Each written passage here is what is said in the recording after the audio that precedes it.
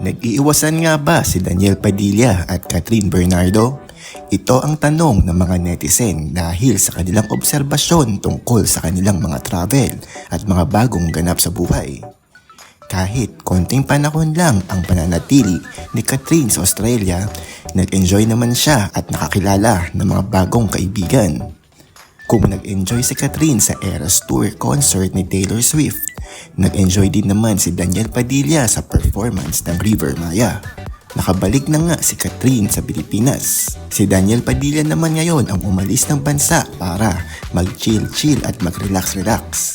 Habang kumakain si Daniel Padilla sa photo na ito, nasabi ng isang netizen na "Miss you DJ, enjoy Vietnam." Nasa Vietnam nga ba si Daniel? Kung alam mo, comment down below. Kaya ang tanong ng mga netizen, nag-iiwasan nga ba sila Daniel at Catherine? Madami din ang umaasa na sana magkasama na lang daw silang dalawa sa mga travel. Pero ito ay isang panaginip na lang na hindi na mangyayari dahil sa kanilang hiwalayan. At kung magta-travel man sila together, baka para sa business reason na lang ito. Professional naman ang dalawa sa lahat ng pagkakataon. May netizen pa na nagsabi na hindi basta-basta malilimot ang 11 years na relasyon lalo't first boyfriend pa.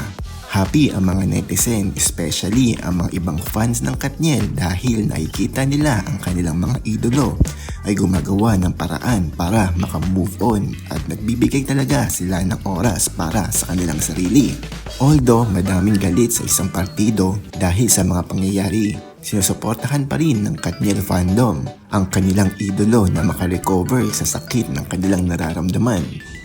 Dahil din sa nababalitang engagement nila Rhea Atayde at Sanjo Marudo, siguradong makikita ulit sila ng mga netizen na magkasama sa isang event tulad noong kasal ni Robby Domingo.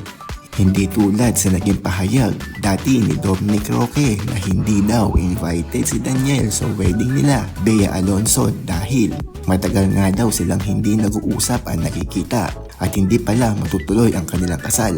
Kaya positive ang pananaw ng mga Katniel fans na imbitado si Daniel sa Rhea at Sanjo wedding na baka ganapin late this year or early next year.